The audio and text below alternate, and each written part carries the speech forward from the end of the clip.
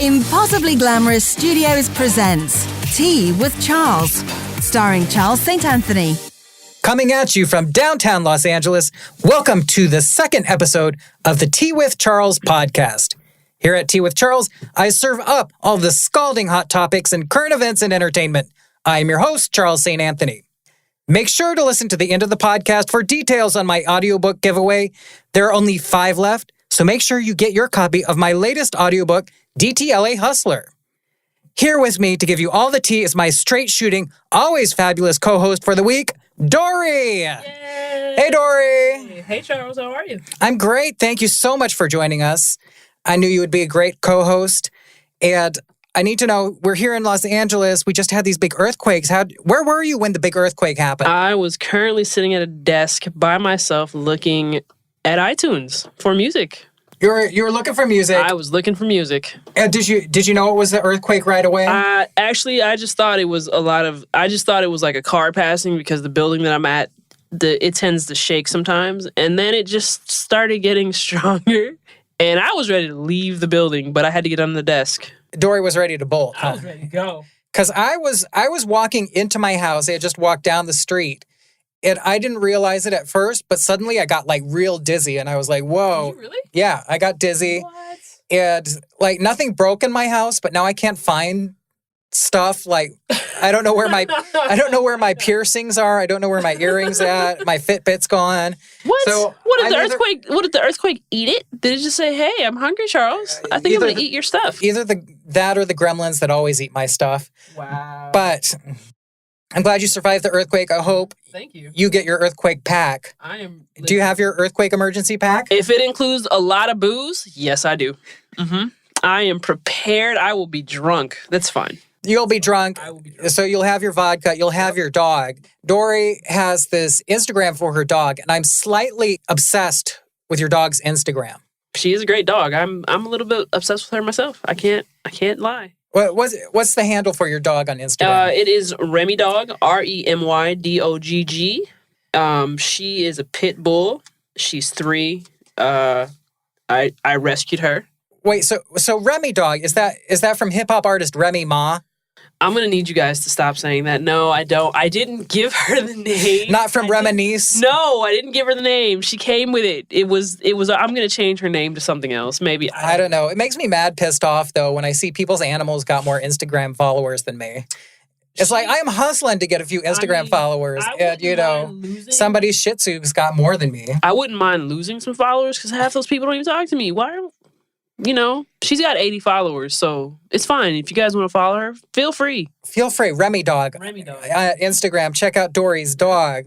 So, are you ready, Dorrie? I am. All right, let's dive into these scalding hot topics. Pour yourself some tea and let's dive into these hot topics. Last week, we talked about the parade of Democrats running in 2020. CNN references a poll following the debate showing Biden's numbers went down to 22%. Kamala Harris at 17%, Warren at 14%, Bernie at 14%. Nobody else even hits 5%. We have a plethora of choices for the Democrat ticket next year. Who would you vote for, Dorrie? Where is Darth Vader when you need him? Because I'm voting for Darth. You're voting for Darth Vader? I'm voting for Darth Vader. I can't. I mean, we're in California. What about our girl, Kamala Harris? I don't think that I can go that route. Really? I don't think that her record is I don't know. I mean, yeah, if she was on the ticket, sure, but I can't just say in good faith that I'm going to go for Kamala Harris. There's just too much. Just too much. She's a little bit dicey on her what she stands for and what she doesn't stand for. Yes. So, who would you go for then? Bernie? Elizabeth Warren? I would have to go with Elizabeth Warren. Can't believe that I'm saying I'd go for Pocahontas, lady, but I mean, didn't you hear about that? I do know about Pocahontas. Yes, so I would go for Pocahontas. And Trump is going to drag her and call her Pocahontas for the next 2 years. Yeah, he's going to grab her by the pussy. But thinking back to the debate, everybody was trying to habla español. Can I just tell you that was probably the funniest. I don't think I've ever seen somebody just break into Spanish to answer an English. Like, what are you doing, Corey? They made a new word for it. They're calling it Hispandering. Oh, good Lord. Beto O'Rourke spoke Spanish first. Mm-hmm. And then Cory Booker gave him that look like, I'm about to cut you. I will fuck you up. I'm pretty sure that Rosario was in his ear going, no, baby. Baby, speak Spanish. No. Do it right now. Right now. We had Cory, we had Beto. What do you feel about Uncle Joe? Uncle Joe, ooh, it's a difficult one. I have trouble getting excited over Uncle Joe. And he's going to be called Sleepy Joe for the next 2 years because that's what Trump calls him. Well, I feel like he thought that he could come in and people were going to love him because of his 8-year run with Obama, which is true. Right. And he could just slide on by. And now he's realizing, wait a second, maybe I can't do that. Maybe I can't just slide by on Uncle Joe good vibes. There's 19 other candidates. And some of them know Spanish. Talking about the candidates' Spanish again, it's like that kid in high school who goes to Guatemala for the summer to volunteer and comes back, and when you go to Chipotle, he's like, Yo quiero queso y nachos. And the girl at the Chipotle is like, my name is Madison. I don't speak, no hablo español. Would you like some sour cream? Sorry. Oh my gosh. Mayor Pete, though, he's like the language master. He knows Norwegian, Spanish, Italian, Maltese, Arabic, Persian, and French. It's like if I looked at Mayor Pete's Duolingo, it would be like 17,000 points. Okay, I have a question. He's got every outfit for the Green Owl. I have a question. What is Maltese? Is that Maltese is from the island of Malta. So it's not like a dog? He doesn't speak Maltese doggy? I would imagine that the Maltese dog comes from Malta as well. Maybe he knows that language. Mayor Pete, he's a polyglot, a man of many tongues. I don't know. I just want to have a look at his Duolingo. He knows everything. Let's talk about the big story of the week. Lil Nas X came out as gay. Yay! And at the end of Pride. Can we just talk about that? Like the end of the very last day of Pride. He was like, hey guys, just thought I'd let you know. If you didn't know already, I am a gay man. So Lil Nas X is gay. If you don't know him, he's the guy that has the Old Town Road song that's been everywhere, #1 on Billboard for a couple months. It is keeping Taylor Swift from getting #1 for the last couple weeks. I am all for it. I will stream it forever. Well, Lil Nas X is gay now. Welcome to the club, Mary. Girl, you as a woman now. Oh, you get your testosterone in the mail, buddy. There's a cynical part of me that's like, maybe Lil Nas X should have waited. Because let's contrast with Lance Bass for a second. Okay. Lance Bass waited until NSYNC was kind of on the way out. And then he came out and it gave him a bump. It gave him another few minutes of fame. You know what I mean? I think I'm just kind of thinking about how Lance Bass looks and trying to figure out how people did not figure out that man was gay from jump. He looked like a gay man all the time.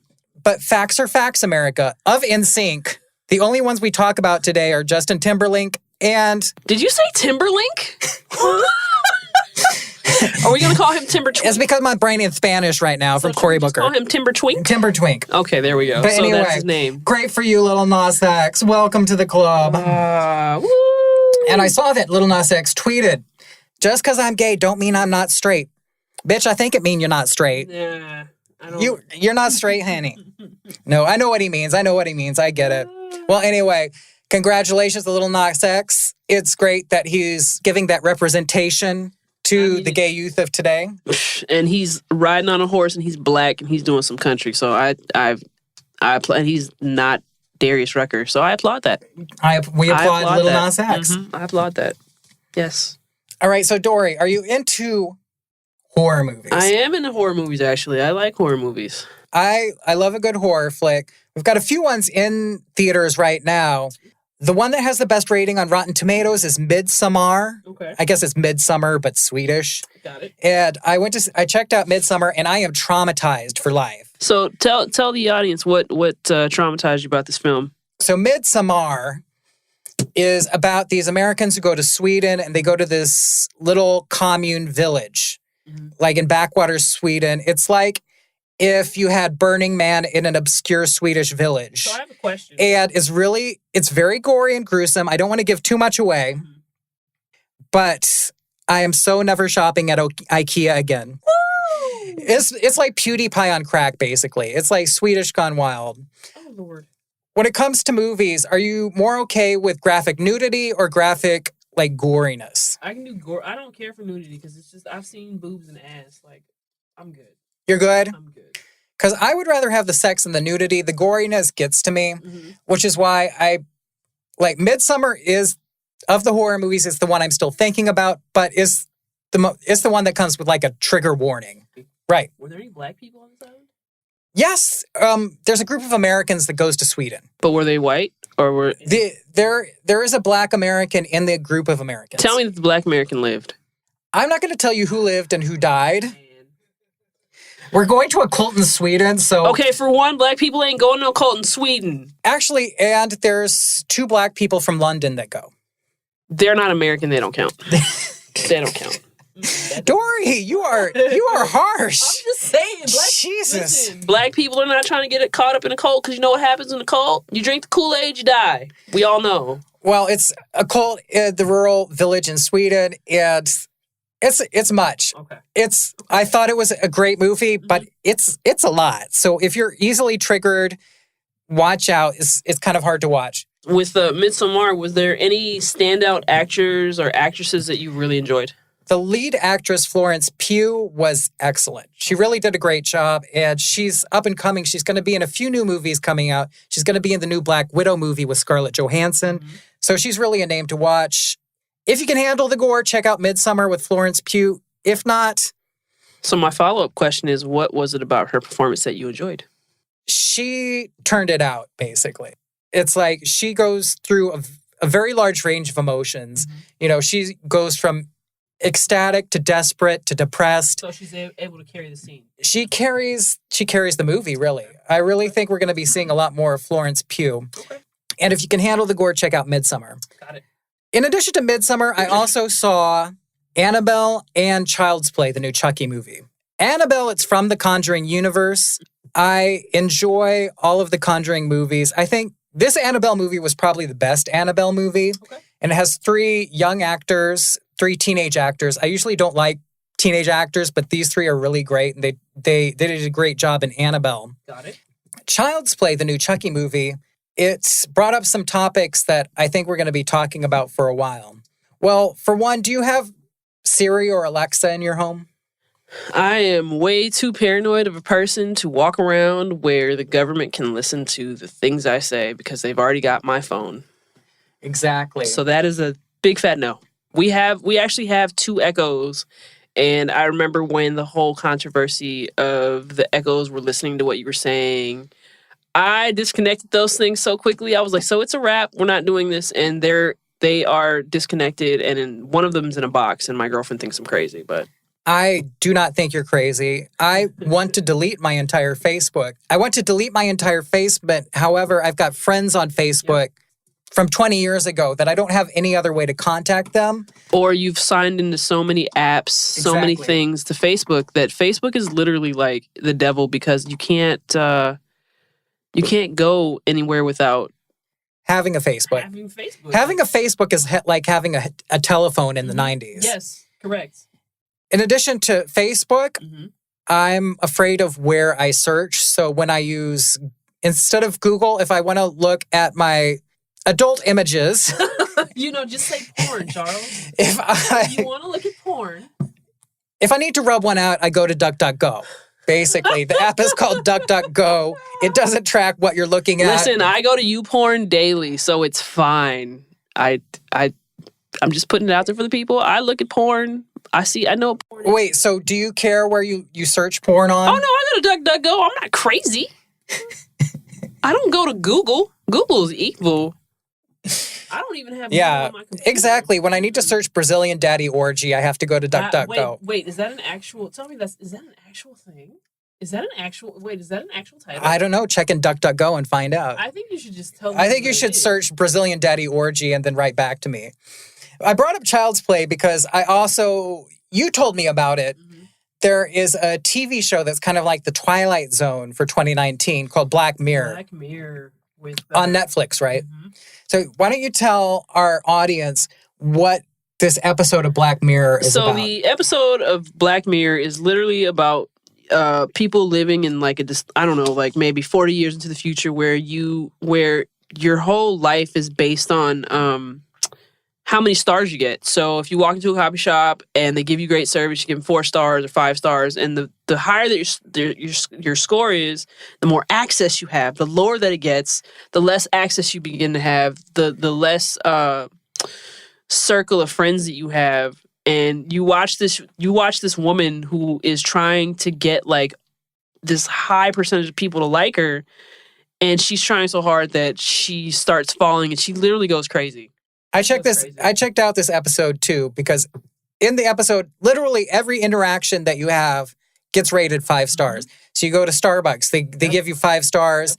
You meet a woman in the elevator, they give you 5 stars.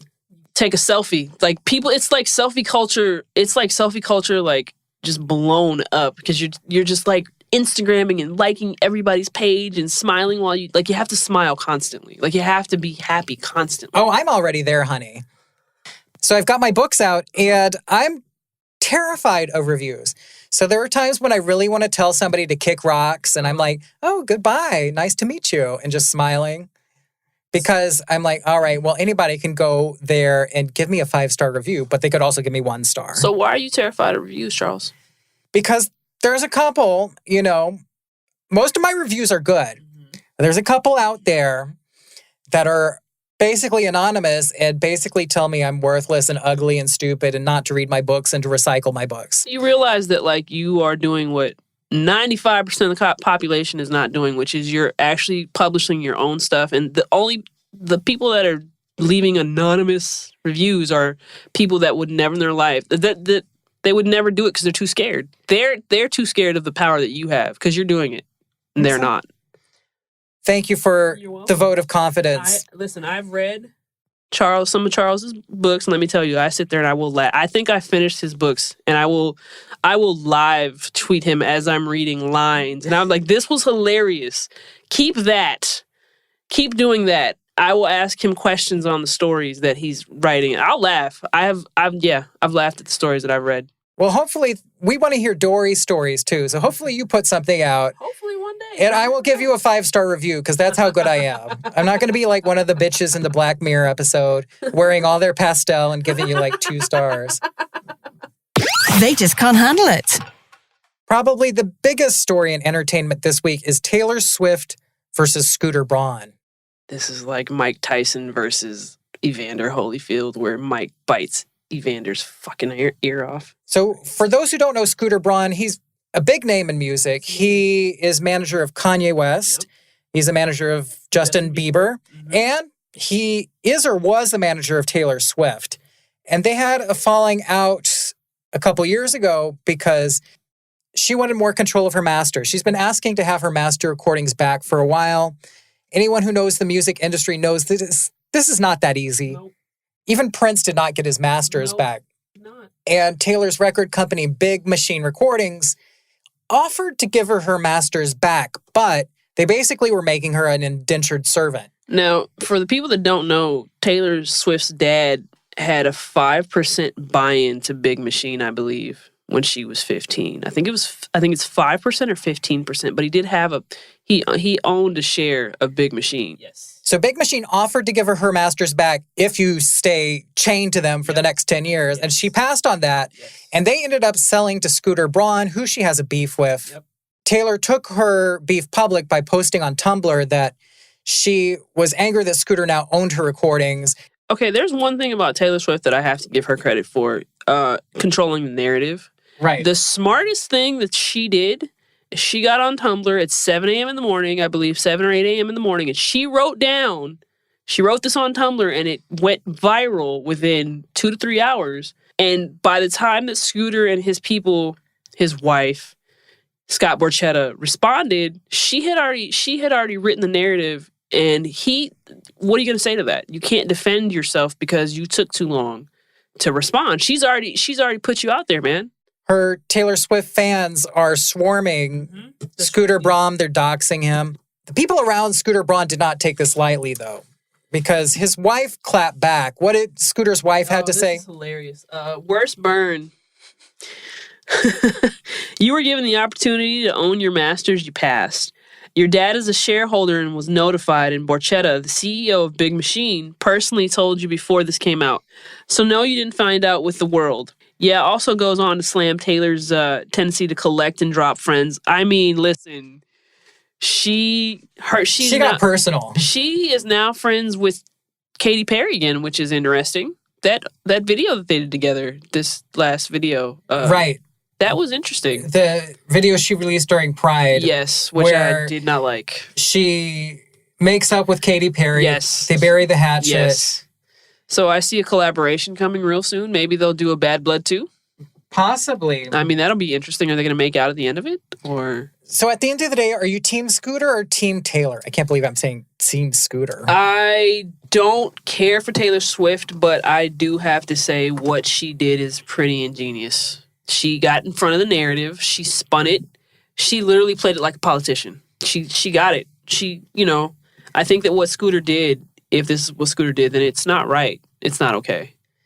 As someone who releases his own type of art, my books, I can understand it. If somebody said to me, you can have your books control back, but you got to write us 10 more books, I would give them the finger right away. I'd be like, fuck you, no. Taylor Swift, she passed on that deal, which was basically going to keep her chained to Big Machine for the next 10 years. Yep. So on that sense, I'm Team Taylor. Mm-hmm. On the other hand, Scooter Braun owns her music now. So he could get real petty if he wants to. Oh, man. The gems. Woo! We're going to be seeing Taylor Swift's music used for lots of unflattering things. I Knew You Were Trouble. That's going to be a tampon commercial. You know what? We are never ever getting back together. It's going to be like something for like gonorrhea medicine or something. That was good. I was going to say divorce attorney. I mean, that could be, that could happen. That could happen. Wildest dreams. It'll be for erectile dysfunction. Teardrops on my guitar for an alcoholic commercial. I don't know. I don't know. You need to calm down. That's for Prozac now. Shake It Off would be for like old people in diapers. So Dorrie, you read my book, DTLA Hustler, right? I did. And in the book, I introduced several foods that I liked so much, like they would smell so good while I was doing Postmates, that I would go back and try them myself. Right. Here, for your delight, I have brought some of the food with me that I wrote about in DTLA Hustler. Okay, I'm down. So today we have from the Little Fluffy Head Cafe. That's the name of the cafe, Little Fluffy Head. Strange name, I'm not going to lie. Little Fluffy Head Cafe at 7th and Spring Street. I brought us some boba. Okay. That love Sadie, but she kind of clowned on my boba last week. They did not give me straws. Oh, come on, man. The whole green thing's got to end. All right, from Little Fluffy Head Cafe, we're about to try this. It is sweet ginger milk tea with boba. Postmates guy brought it to us and didn't mark it. And not only that, we don't get straws now because LA has banned straws. We have a fatwa on straws. I'm literally just going to have to buy a metal straw. How are we supposed to drink boba without a straw? Well, I'm sorry if we kill a few dolphins, but we kind of need straws with their boba. I mean, but it's okay. You can put the balls in your mouth. I got the non-sweet. This is good. I like this. This is good. Mm-hmm. So wait, Sadie clowned on the boba? She did. She didn't care for it, but okay, Sadie, wherever you are, if you're listening to this, my name is Dorrie.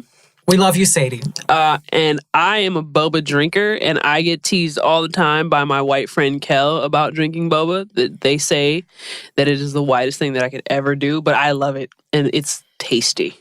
It's not even white. It's from Hong Kong. Oh, my gosh. Go to Westwood, sir. Go to Westwood. Go to Westwood. I will go to Westwood. So, the sweet ginger milk tea with boba that I talk about in DTLA Hustler, yay or nay? Oh, I'll get it again. Jay, what do you say?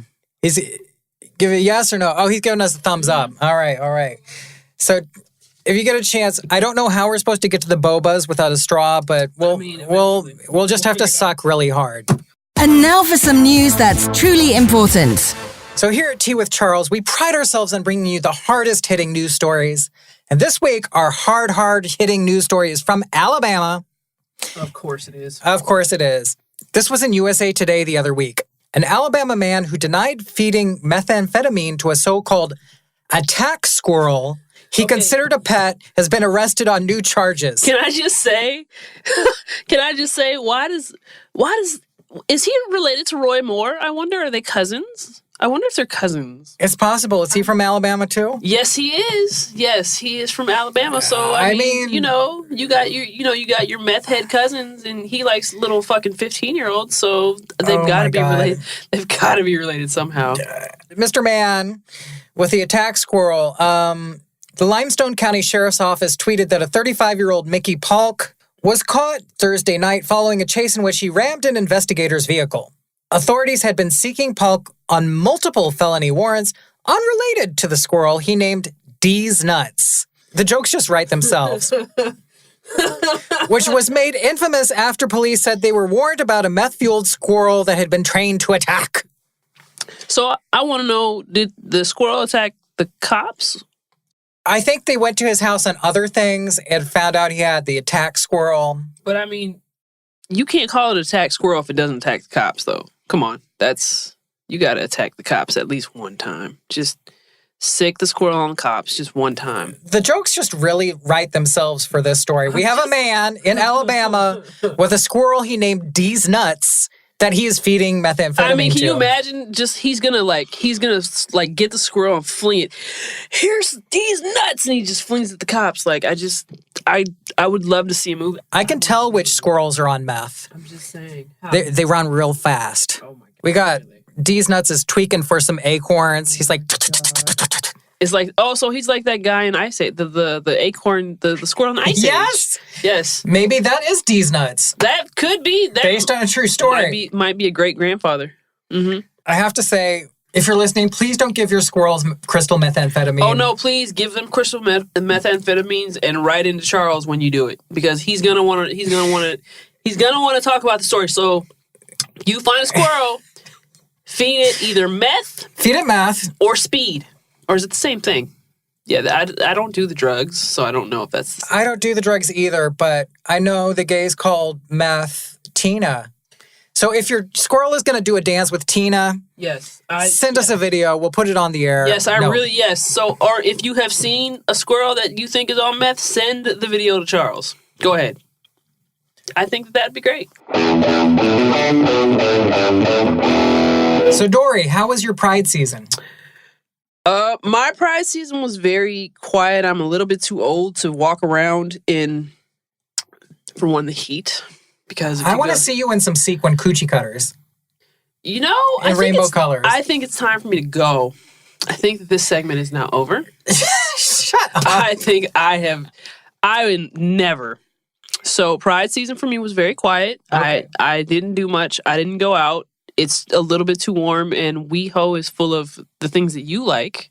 Yes. And I have no desire for that. Well, I did Long Beach Pride this year. I didn't go to WeHo. How was that? Was it crowded? It was awesome. I enjoyed Long Beach Pride. It was a little more chill. Mm-hmm. This year was the big one for New York because it was the 50th anniversary of Stonewall. Well, not even just New York, though, for Pride in general, because 50 years Pride that we have been able to even have a parade. Right. And we were talking last week a little bit how Pride has been getting away from the messages that it was intended to give. Mm-hmm. And there was one black trans woman that got up on the stage at Stonewall and reminded us of what the type of things we should be still thinking about at Pride. Apparently in New York, there was a black trans woman who wanted to speak on stage about how black trans women are dying at an exponential rate, which they are, because every single week now I can go on a trans woman's page that I follow, and there will be a new name, a new face, and a new death. And apparently she wanted to speak on how no one is angry about how black and brown trans women are continuing to be murdered. No one cares, and it's true. It's very silent. And how she got protected by white, from what I saw, white butch women, which is ironic seeing as Stonewall. It's the same thing that happened 50 years ago. Right. You had Marsha P. Johnson, Sylvia Rivera. You had people that were starting a riot because we were getting arrested. We were getting killed. We were getting raped. We were getting bricks thrown at us. It was a real thing. 50 years ago. So just to fill everyone in, an unidentified trans woman went to Stonewall Inn during this Pride season, and she tried to get up on stage, and people booed her. People booed her, but they eventually gave her the microphone for 12 minutes. Yep. And she read the names of Black trans women who died, facts about them, their obituaries. She called on everyone in the bar to help. Eventually, the audience was respectful, but at first there was a lot of jeers and booing. I'm pretty sure that there was jeers and booing throughout the whole thing because people are partying. They don't want to hear. You're bringing down my high. You're bringing down my buzz. I don't want to talk about this. I can see it in my head. I've been that patron. I've been in that type of bar. You don't want to talk about it. But 1 in 3 trans women will contract HIV. Right. Black and brown trans women have a higher rate of death. So it's a real thing. It is a real thing. I think what maybe the patrons in the bar might have been thinking is, it was probably a shock to them a little bit. They're out to have a party for Pride, and suddenly they're reminded of some realities they don't want to face, maybe. We can't forget, if we have a president in office now that is stripping transgender people of their rights. If he gets elected, God forbid, what do you think he's going to go for next? So the Black trans woman from this story was having a problem getting a hold of a microphone at the Stonewall Inn. Yep. But you know what, Dorrie? I've got a few microphones. So if we have any Black trans women that would like to come on Tea with Charles and tell us what they are thinking and what they are feeling, we're happy to provide a platform. And if you want to reach out to us, our email is theboss@dtlahustler.com. That's theboss@dtlahustler.com. So, Dorrie, thank you for joining us today. Not a problem. I think we might have given our listeners whiplash because we went from meth squirrel to Black trans murder. And, something really silly to something quite serious. But I'm glad we had this time to talk. I think we had a good conversation. And where can all the fabulous people find you online? You can find me at RemyDogg, RemyDogg, on Instagram. And that's probably about the only place that I will give out at this time. Probably a good idea. Mm-hmm. You can catch me on social media under the handle @KingCharles0921. To get a free copy of my latest audiobook, shoot me an email at theboss@dtlahustler.com with the word freebie in the subject line. That's theboss@dtlahustler.com. I've only got 5 copies left, so write me today for a freebie. That's all the time we have for this edition of Tea with Charles. Drive electric, take it easy, and keep on hustling. Ta-ta for now.